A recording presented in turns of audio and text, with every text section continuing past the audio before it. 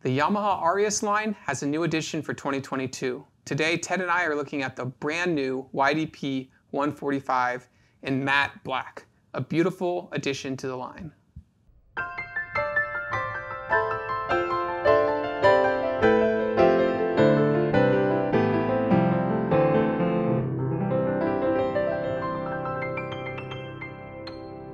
Hi, this is Ted with Alamo Music Center in beautiful downtown San Antonio, Fiesta City.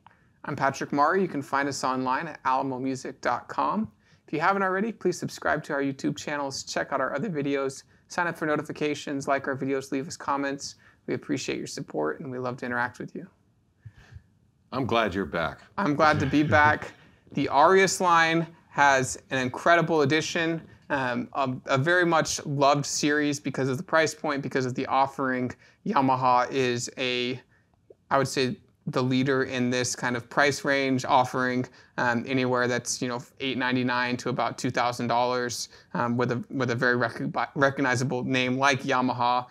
Is very attractive to first-time buyers, to beginners, students, hobbyists, people who are going away to college who need something to play. The Arius line kind of checks a whole bunch of those boxes. And there was, a product spec improvement with the new 145. Right, they put the CFX sample in it. Well, they did the improved sound on that. So this is something that we've kind of seen trickling in through the line, through the Clavinovas first, and then of course it kind of trickles down to the Arius. But yeah, they've improved the sound card sample. The CFX has a new sampling on it. And so, just a more lively sound. What they really improved, and what I think you noticed right off the bat, was the VRM light. Yeah, it's got some kind of the overall EQ and sound modeling and everything on it. It's to me, it was a very realistic sounding piano. Yeah, and so VRM, we've been very very much aware of what it's done for the Clavinova line. It stands for virtual resonance modeling, and so that's the cabinet, the strings, the dampers, all that stuff kind of coming together to make your natural piano sound. They've basically taken a light formula of that and put it here in the Arius line, both in the new 145 and the 165. But really kind of just adds another layer or texture to... It's an improvement. I mean, the Arius line, I always referred to it 20 years ago as almost Clavinova. Mm-hmm. And it is the one digital piano that Yamaha makes that comes on a stand, comes with a bench, ergonomically correct, and you don't have to go to a specified Yamaha dealer to get one of those. Yeah. So a lot of your just general music store, this is a general music release product for Yamaha, and it's a really good instrument for returning adults and certainly kids under 10 years old that are beginning. This is the perfect, hits all the boxes. Yeah, so it's the improvement from the 144. They move up a number, 145. Still has the 8-watt speakers per side, so 2 8-watt speakers. Still has the USB to host, so if you really wanted to, you could turn this into like a MIDI controller with an extra cable. Like Ted said, it does come with a bench, has the 3 pedals, has the graded hammer action. On the 145, it's the GHS, so the graded hammer action, and that just basically means it's heavier, it goes lighter as you go up. And the 165, I think, has the upgraded, the GH3. We are going to demo this against the 165, so make sure you guys are subscribed because we'll be looking at both of those models as well. Comes in at $1299 for 2022, and so it does. I think there was a little bit of a price increase. I think the previous model was about $100 less, but $1299 gives you a lot of good tools, functional tools, of kind of a simple recording function, MIDI file, standard MIDI files, 2-track, 11,000 notes. So it's a long song. Yeah, so nothing crazy, but really kind of can get you to layer some different parts of, hey, I'm going to play a bass section, then I'm going to go back and play over it. 10 voices, we're going to check them out right now. Primarily what I love about this is it is, like I said, it checks off all the boxes. A beginning student or a returning student, I feel, are a lot better off on one of these than they are on an old Spin-It. Oh, of course. And so in that price range, you're really competing with that, that Craigslist pickup, paying a moving fee. Oh, it was only $200, $500. Really, we highly recommend in that price range looking at what digital pianos have to offer. But let's listen to some of the tones. I think Ted's going to play it here for us, and we'll come back and talk about who else the YDP might be for, and just a couple more of the features.